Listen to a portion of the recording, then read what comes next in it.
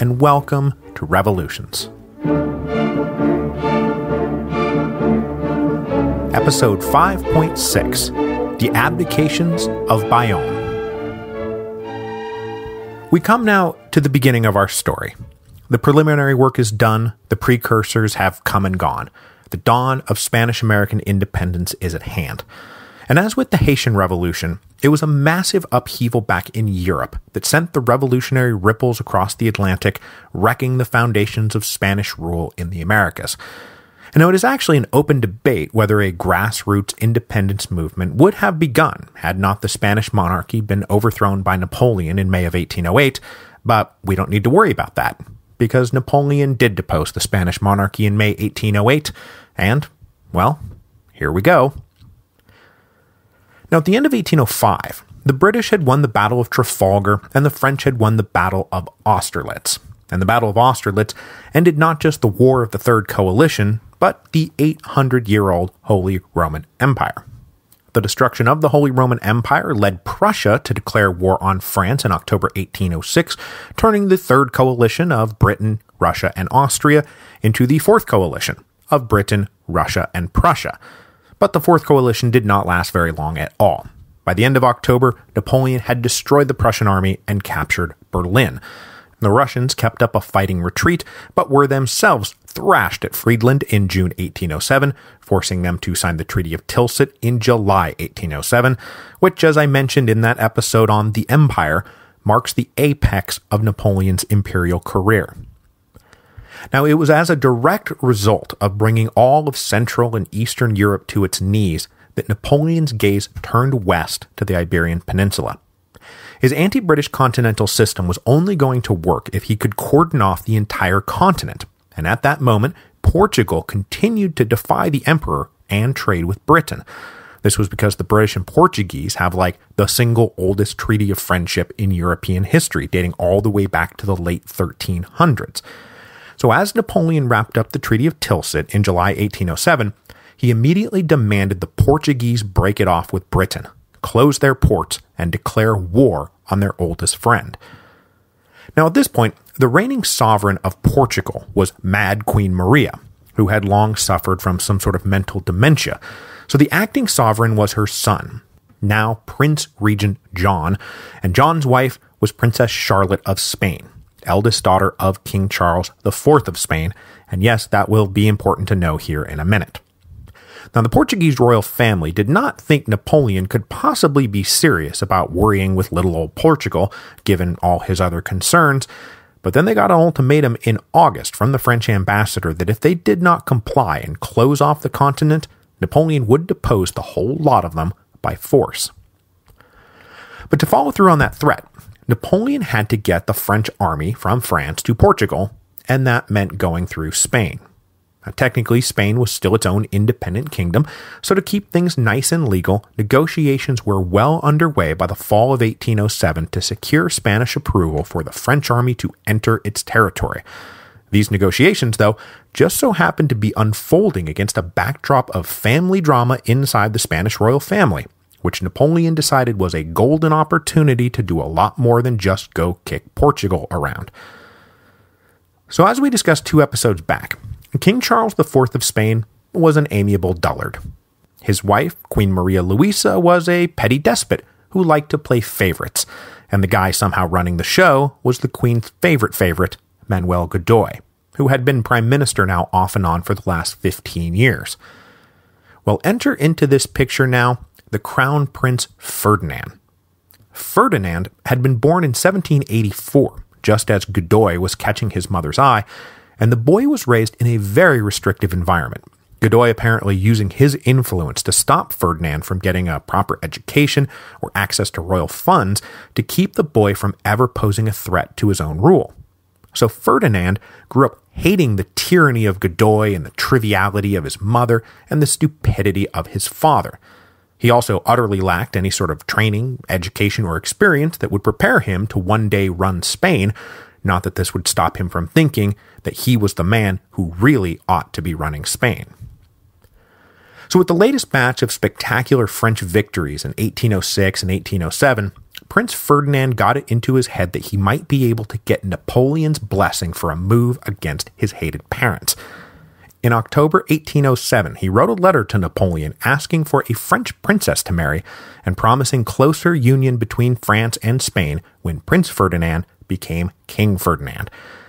But his parents, and Godoy, discovered Ferdinand was going around behind their back, arrested the wayward prince, and rifled around in his papers, discovering that that letter had just been a part of a much wider conspiracy to overthrow Godoy. So King Charles wrote his own letter to Napoleon saying, look, maybe my son isn't going to make the greatest king, and we should arrange for one of your brothers to succeed me. So this is all coming to Napoleon's attention just as his agents are securing permission from Manuel Godoy for the French army to enter Spain. On October the 27th, 1808, the Spanish and French signed the Treaty of Fontainebleau, which gave official approval for a French army 28,000 strong to march through Spain on their way to Portugal. The agreement then also stipulated that conquered Portugal would be partitioned into 3 new units, one of them an independent principality that would go to Godoy himself. And with Prince Ferdinand conspiring against him, Godoy was very interested in transforming himself from mere prime minister to an independent French-backed prince. So when the treaty was signed, Godoy was under the impression that he had just secured his permanent ascendancy, rather than what he had really secured, which was his imminent demise. And something of Napoleon's ultimate intentions in Iberia were already on display, because the emperor did not deign to wait for the treaty to be signed in order to send his troops across the Pyrenees. By the time the Treaty of Fontainebleau was signed, the French invasion of Iberia was already 10 days underway. The Portuguese royal family, meanwhile, had finally caught wise to the fact that Napoleon meant business, and in a flurry of activity in the fall of 1807 tried to appease him, but by then it was too late. On November the 19th, 1807, the French invasion of Portugal began. Vacillating right to the very end between capitulation and making a run for it, the royal family was finally convinced by their oldest friends, the British, that back in France, Napoleon had already announced their collective abdication, so really, they needed to make a run for it. So the whole Portuguese court and thousands of nobles and officials hurriedly tossed their stuff onto whatever ships they could find, and on November the 29th, they set sail out of Lisbon under British protection, bound for the safety of their domains in Brazil. The next day, the French army entered Lisbon, and the seat of the Portuguese Empire would be Rio de Janeiro for the next 13 years. Now, the response to all this in Spain was mixed.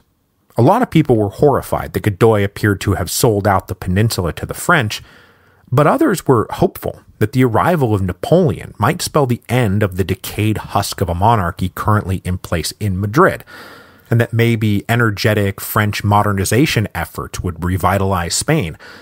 But those hopes turned to dread, as Napoleon ignored the limited troop number stipulated in the Treaty of Fontainebleau. Saying he needed to secure the French occupation of Portugal, another 100,000 troops crossed the Pyrenees between December 1807 and March 1808.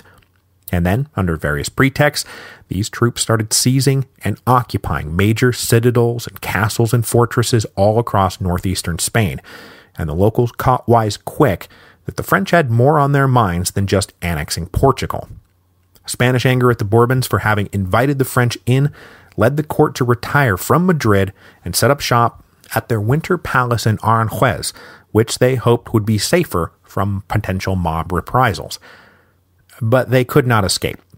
In mid-March, Prince Ferdinand used the general anger against Godoy in particular to his own advantage. On March the 17th, 1808, Ferdinand's supporters orchestrated a mob attack on Godoy's residence in Aranjuez. The attack came so suddenly and violently that King Charles did the only thing he could think to do to quiet them. He dismissed Godoy from service. But now the mob wanted more. They wanted Ferdinand to be king or else. So 2 days later came the stunning development. On March the 19th, 1808, King Charles succumbed to the mob and abdicated the throne in favor of his son. Then on March the 24th, Ferdinand entered Madrid to wild cheering. The kingdom had been saved from the decrepit, corrupt relics, and a new day was dawning. And yes, a new day was indeed dawning, just not in the way anyone expected. With both the deposed Charles and the newly risen Ferdinand now both writing letters to Napoleon looking for support, Napoleon said, "Hey, I've got an idea. Why don't you both come to the French city of Bayonne and we'll talk it all through like civilized men?"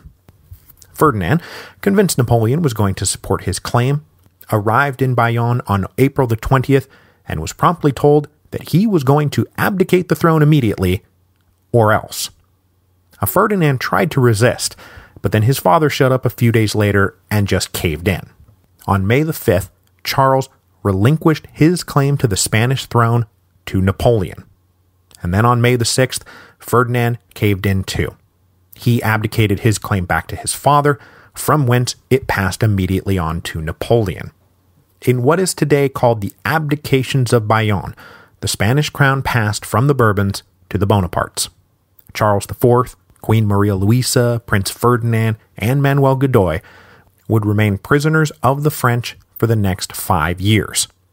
In their place, Napoleon made a major addition to the Bonaparte imperial dynasty that he was building, naming his brother Joseph, King of Spain and the Indies.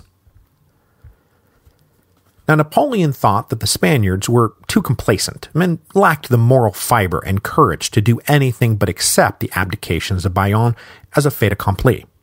And he was basically right about the court nobles in Madrid, who had no interest in being on Napoleon's bad side, but wow, was he ever wrong about the Spaniards generally. Napoleon thought it would take a few thousand troops to garrison the country once it had been seized, but man, was he wrong about that. A spontaneous citizen riot against the French occupiers in Madrid had already erupted on May the 2nd. The so-called Dos de Mayo uprising turned into a running street fight between the people of Madrid and French soldiers that was finally crushed by nightfall, whereupon the French executed anyone who had been captured with arms in their hands, kinda setting the tone for the whole rest of the conflict. The Dos de Mayo uprising now traditionally marks the beginning of the Peninsular War, the mass Spanish resistance to Napoleon that would require him to deploy not a few thousand troops, but a few 100,000 troops, and contribute mightily to the downfall of his empire, because it was on that day the Spanish ulcer started to bleed. Once news of the abdications of Bayonne got out, the rest of Spain went nuts, all on their own and independently of each other. The French had by now occupied a swath of territory in the north, running roughly from Pamplona down to Madrid. But in every province in Spain, local leaders started organizing resistance and declaring their intention to fight the French. And in short order, the institution that would define the early leadership of that Spanish resistance began forming: the junta, or the junta, depending on your preferred pronunciation. Operating on the principle that the metaphorical decapitation of the Spanish monarchy meant that power automatically devolved to the people, a junta was a self-selected local committee that proclaimed itself to be the representatives of the local people. By the end of May 1808, the first juntas were forming, and soon every halfway respectable municipality across Iberia had formed its own junta, to act as the guardian of local sovereignty until the monarchy could be restored. And by the monarchy, everyone now meant Ferdinand. Charles IV and Godoy were blamed for letting the French in, so it was to Ferdinand that all these juntas pledged their allegiance. For the moment, these juntas were totally disconnected from each other, and none was superior or inferior to another. Although, down in Seville, they rather ostentatiously declared themselves to be the Supreme Junta, and made noises about trying to get the others to recognize them as the Supreme Junta. Well, that didn't wind up happening, but the Seville Junta did become the most important of them all in these early days. Seville was a pretty wealthy little city and as far away from the French as you could get, and so they were able to start raising a real army to fight the French army. But most importantly for our purposes here, the Seville Junta declared jurisdiction over the Americas and took the lead in communicating with the leadership in Spanish America to make sure that they all pledged support for resistance rather than accepting the imposter King Joseph Bonaparte. Now, it would be months before word could make its way across the Atlantic, but it took considerably less time for word to make its way up to London and into the home of Francisco de Miranda on Grafton Street, where he was once again hard at work on a new plan for a British-backed liberation of Spanish America. As we ended last week's episode, Miranda was just returning home to London on New Year's Day 1808, right smack dab in the middle of the Iberian crisis. The British have just spirited away the Portuguese royal family, and French troops are just continuing to flood into Spain unchecked. Now, despite the embarrassing failure of Miranda's Leander expedition, the British government was open to talking with him some more about the prospects in Spanish America, in part because Miranda came bearing official dispatches from the governor of Trinidad, who personally believed that the expedition had failed not because it wouldn't work, but because it hadn't been nearly big enough. So the minute he returned home, Miranda got back to work with the blessing of the British government. He sat with his friend James Mill and devised a plan to transform Spanish America into 4 new states, each one covering one of the 4 viceroyalties. And then the British government assigned him to work on military logistics with Sir Arthur Wellesley, the future Duke of Wellington. Wellesley and Miranda worked up a plan to send a 10,000-man expeditionary force to Venezuela, and were at the point where units were being transferred around as part of the mobilization, and Wellesley was putting in personal supply orders, but the whole orientation of British policy abruptly changed after the abdications of Bayonne. With reports coming in that the whole of Iberia was resisting the French invaders, the British government decided that the war against Napoleon had to be fought there, not in faraway Venezuela. The troops destined for Spanish America were redirected to an invasion of Portugal, and Wellesley was the one who had to break the news to Miranda that the expedition was going to be cancelled, and Wellesley literally took Miranda out into Hyde Park to break the news in the hopes that the gaze of potential onlookers would force Miranda to not make a scene. But Miranda did make a scene, and Wellesley later said that he never had a more difficult business than when the government bade me tell Miranda that we would have nothing to do with his plan. Even there, he was so angry that I told him I would walk on first a little, that we might not attract the notice of everybody passing. And when I joined him, he was cooler. He said, "You are going into Spain. You will be lost. Nothing can save you. That, however, is your affair. But what grieves me is that there never was such an opportunity thrown away." Now, of course, Miranda was wrong about the British going into Spain. That's not where they were lost. That's where, in fact, they really started to win. And he was possibly even wrong that a British invasion of Venezuela would have ever succeeded. But whatever happened next, the Spanish Americans were going to have to do it on their own. So those Spanish Americans have started learning about the dramatic events back in Spain in succession, depending on the time it took for news to reach them. And there could be quite a lag time, depending on where you lived. The first to find out were the ports in the Caribbean or the Gulf of Mexico, like Veracruz, Havana, and Caracas, who all found out about the abdications of Bayonne in mid-July 1808.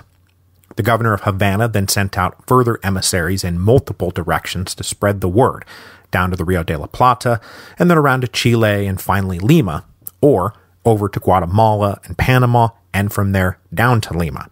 And the great capital of Peru being so isolated on the Pacific side of the continent that they were, of course, the last to find out, and it was not until October the 4th that the Viceroy of Peru was finally told that Napoleon had deposed the monarchy and installed his brother Joseph, fully 5 months after the fact. But shortly after the sensational news would hit the various cities, the Spanish Americans would then be greeted with emissaries representing the competing factions back in Europe, now trying to secure the loyalty of the Americas. The junta of Seville dispatched representatives everywhere, as did the usurping Bonapartist government. But so too did agents come around from like Rio de Janeiro, because Princess Charlotte was now the one free member of the Spanish Bourbon royal family, and she was open to being recognized as Princess Regent in exile. So the Spanish Americans had an array of choices about how they were going to proceed. And ultimately, I'm about to walk you through the drama as it played out in New Granada, because that's the focus of the show. But before I do that, I do want to give you the flavor of how things are unfolding in the other three viceroyalties. So up in New Spain, the town council of Mexico City wanted the viceroy to convene some kind of representative junta. After all, New Spain was a rich and civilized kingdom of 6 million people, and Mexico City itself was truly one of the great cities in the Spanish Empire. So its people deserve the same rights as their Spanish cousins. We should have a junta too. Now, to the horror of conservative Peninsulare administrators residing in Mexico City, the viceroy himself seemed to agree.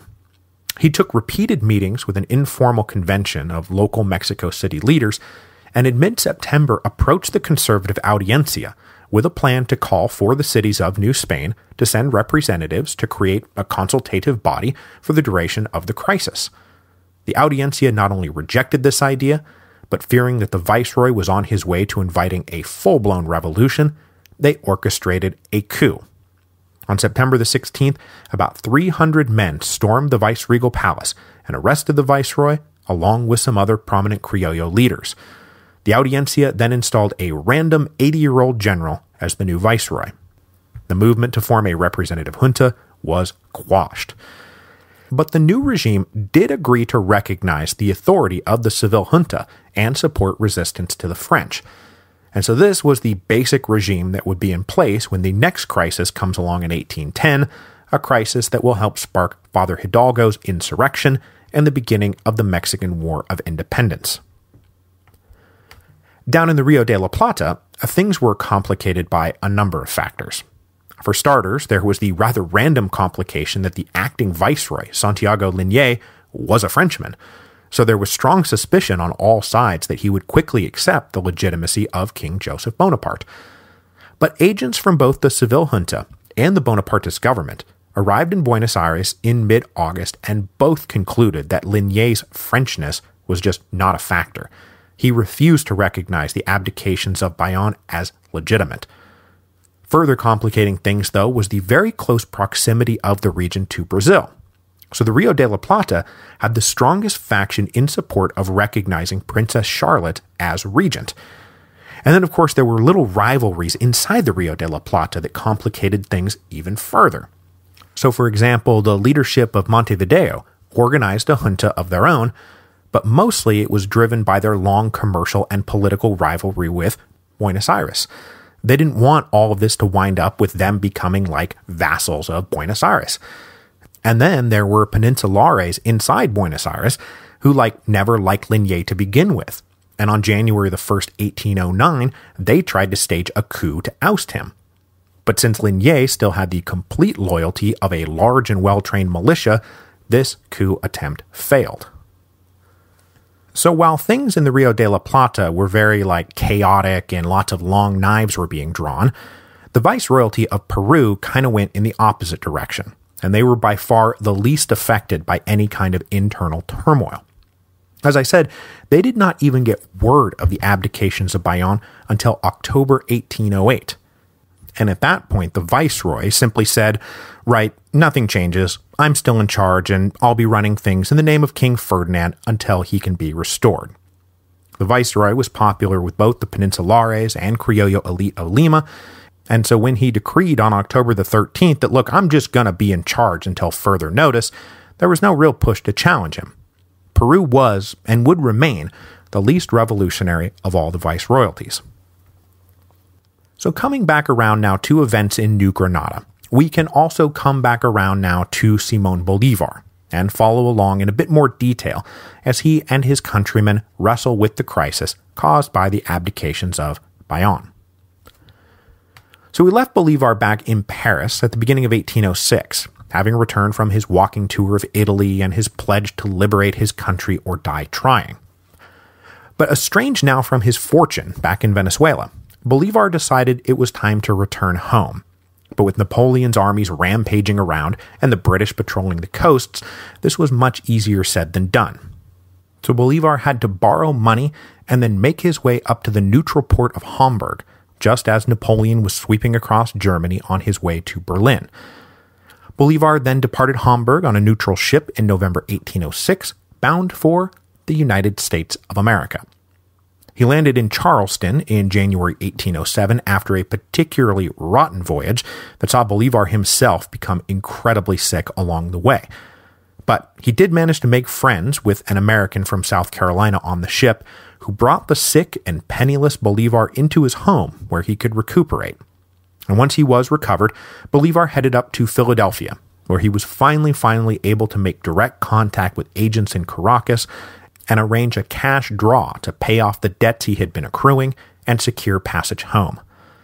All told, Bolivar spent about 5 months in the United States, where he says that he, quote, encountered rational liberty for the first time. Though he also encountered the lingering bad taste Miranda had left in everybody's mouth, thanks to the Leander debacle, and the prospects of his now sworn oath to liberate his country seemed to be as far away as possible. And certainly the Americans he encountered were not at all optimistic about the chances of rational liberty coming to Spanish America anytime soon. Back in Caracas by June 1807, the now 24-year-old Bolivar took up his place as a young member of the inner circle of the Caracas aristocracy, and outwardly he spent his time managing estates and the family businesses.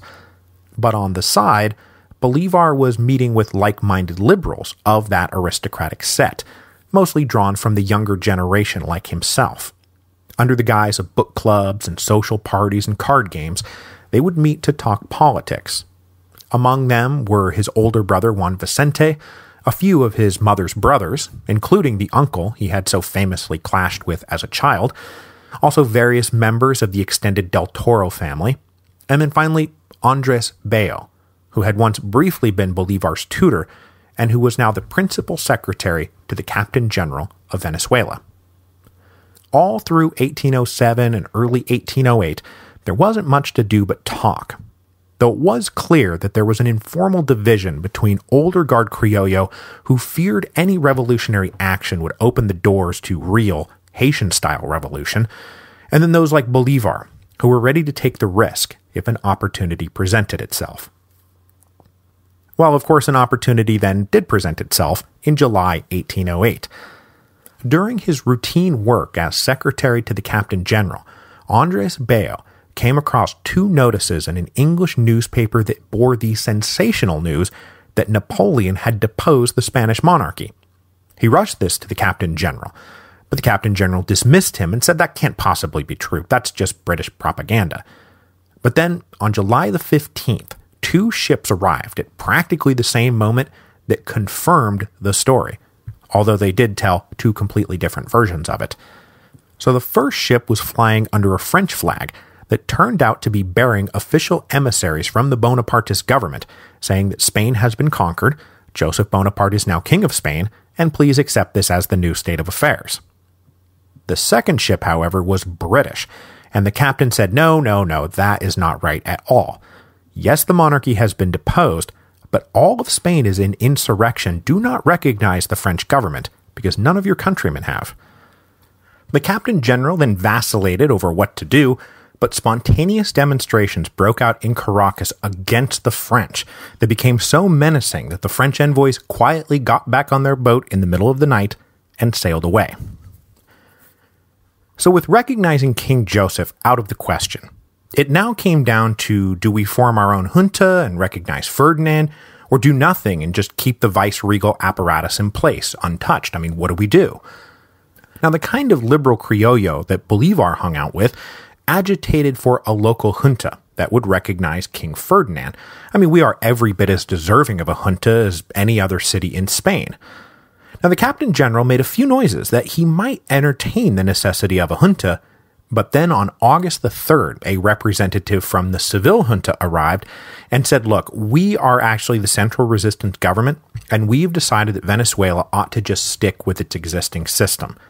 We will recognize that the Captain General is the supreme authority here in Venezuela, and he will recognize that we are the supreme authority back in Spain, and then he will work with us to defeat the French. This, of course, sounded great to the Captain General, and he slammed the door shut on calling any kind of locally representative junta, going so far as to arrest some of the leading pro-junta liberals. But Bolivar was not among those arrested, because he was really not down with their objectives. because everybody was scrambling to recognize King Ferdinand. It was really all just down to how they were going to do it. Meanwhile, Bolívar was the only guy around who had ever actually met Ferdinand, and Bolívar hated Ferdinand. Remember, back during his first trip to Spain, Bolívar had been in and around the court at Madrid, and Prince Ferdinand was just a year younger than Bolívar. The two teenagers not only met, they had played tennis against each other, and Bolívar was of the opinion that Ferdinand was a spoiled brat son of a detestable royal family that he had no interest in ever bending his knee to. But Bolívar did slip out of Caracas to avoid any unpleasantness with the Captain General because he was at this point kind of marked as a budding radical. Meanwhile, over in New Granada proper, that is the future country of Colombia, a representative of the Seville junta reached Cartagena on August the 9th and quickly secured the loyalty of that city, but then it took that guy another month to finally make his way up the Magdalena River to Bogota, arriving in early September. And there, he bore the same basic message that had been taken to Caracas. Keep the vice-regal apparatus in place. Don't bother setting up a junta. It's really not necessary. Just keep your existing government and bureaucracy in place, and please be prepared to support the great patriotic war of resistance back in Spain any way you can. The viceroy in Bogota was all too happy with this arrangement, and he quickly nipped in the bud any attempt by the elite in Bogota to form their own junta. But the Criollo back in Caracas were not ready to give up that easily, and after a few months, they drew up a petition signed by a bunch of local leaders saying we have the right to form a junta, and demanded the Captain General allow them to do so. They presented this petition on November the 24th, but the Captain General was not interested. In his mind, this was all settled, and so, in response, he made a sweep of the city, arresting everyone who had signed the letter and making a big show of repression to demonstrate just how he felt about all of this junta nonsense.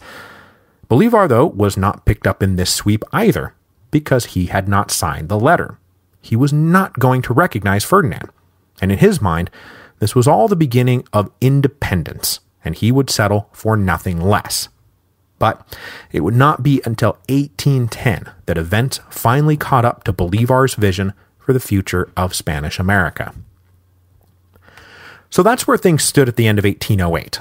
In all four American viceroyalties, the viceroys themselves continued to be the ultimate authority, all four recognizing the legitimacy of Spanish resistance to the French and the authority of the Seville junta, with attempts to create American juntas mostly suppressed. So we'll finish up today by heading back over to Spain so that we can follow the further organization of the various independent juntas into a single central junta, and its subsequent call to invite the Americans to officially participate in the government, which would help create the first real waves of independence in 1809. So as I mentioned, Napoleon drastically underestimated Spanish resistance and had brushed off Talleyrand's repeated advice to please not do what you are about to do. But in his defense, Napoleon had just crushed the Austrians and the Prussians and the Russians. I mean, what was Spain compared to the great military powers of Central and Eastern Europe? So from the territory that the French held down to about Madrid, the French launched multiple columns out in every direction in the summer of 1808 to complete the envelopment of the Iberian Peninsula. Now, mostly these columns found themselves harassed by independent bands of local resistance fighters, and this is famously where the term guerrilla starts to enter the military lexicon as the Spanish word for little war. But the Seville junta managed to organize detachments of the Spanish regular army and patriotic volunteers into an actual army, almost 30,000 strong, that they then sent to block the advance of a 25,000-man French army into Andalusia. In mid-July 1808, that Spanish army won a resounding victory at the Battle of Bayonne, forcing the complete surrender of the French. And I should mention here that among those fighting at Bayonne was a Buenos Aires-born captain in the Spanish army named José de San Martín. So the shocking defeat at Bayonne, plus mass resistance everywhere else, sent French plans into complete disarray. King Joseph made what was supposed to be his permanent entrance into Madrid on July the 19th, but he stayed in the city for not even 2 weeks before prudently withdrawing back to more secure territory on August the 1st. The French advance in 1808 was halted and then reversed. By the end of summer, the French armies would be regrouping back behind the Ebro River. Then, to make matters worse, the British launched their invasion of Portugal in August under the command of Arthur Wellesley, future Duke of Wellington, bringing with him troops that have very recently been earmarked for the invasion of South America. And the failure of the French to secure the rest of Spain left the French army who were holding Portugal cut off from any resupply or reinforcement. In short order, a combined British-Portuguese army defeated the French outside Lisbon at the Battle of Vimiero on August the 21st, but then the British did not press home their advantage.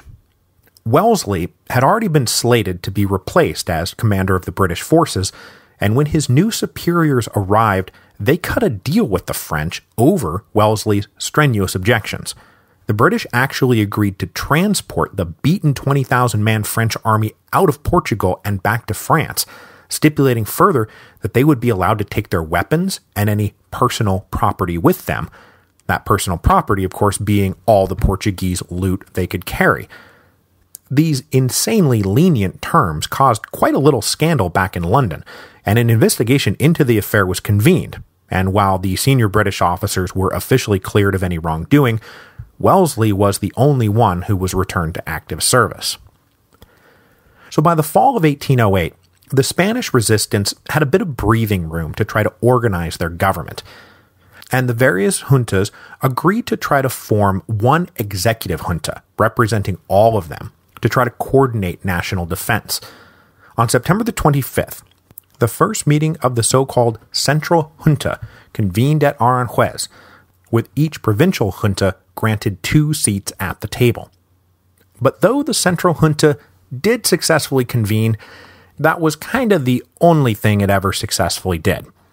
The men participating were hopelessly at odds with each other.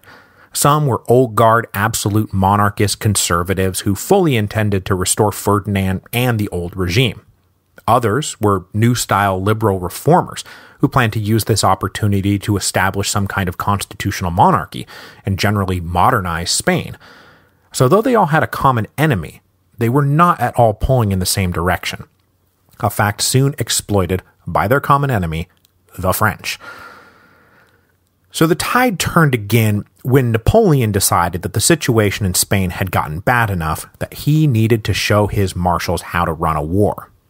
In November 1808, the emperor himself was in Spain along with 100,000 reinforcements, bringing the total number of French forces in Spain up to a staggering 275,000.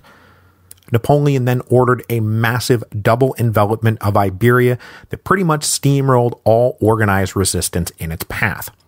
The Central Junta was soon enough in full flight to Seville, aka as far from France as they could possibly get. Napoleon himself then re-entered Madrid on December the 4th at the head of an 80,000-man army. Now convening in Seville, the Central Junta did manage to make 2 momentous decisions. First, they signed a treaty of friendship with the British on January the 15th, which was, of course, really important for their war effort, but for our purposes was most especially important because it really reopened contact with the Americas, since the British were now facilitating, rather than blocking, movement across the Atlantic. And then on January the 22nd, the Central Junta issued a decree to their American cousins inviting them to send representatives to sit in the junta. Each viceroyalty was to send 1 man each, as were the major provinces of Cuba, Puerto Rico, Venezuela, Chile, Guatemala, and the Philippines. Now, as we will see next week, this was a decision that kept the ball rolling in Spanish America towards independence because it acknowledged the right of the Americans to participate in the government as equals, even if they weren't really equals with the Peninsulares. But even more immediately, it was the regions not invited to participate in the junta that really kept the ball rolling towards independence. And next week, we will move through the events of 1809 and 1810. The province of Upper Peru and then the city of Quito had both been denied special representation in the junta. And as a result, would declare de facto independence from all other authorities save the deposed King Ferdinand himself in the summer of 1809. And while South America was starting to get more chaotic, the wind of the Peninsular War blew so hard against Spain that the central junta collapsed in early 1810, leaving yet another power vacuum that this time was fully exploited by radicals in the Americas to declare themselves independent. And in Caracas, Simón Bolívar will finally have a cause that he can get behind. Now, before we go, I will change subjects completely and plug the fact that I did another guest spot on the Ground Rule Trouble podcast to talk about baseball, specifically the All-Star Game, and why I continue to love it so much.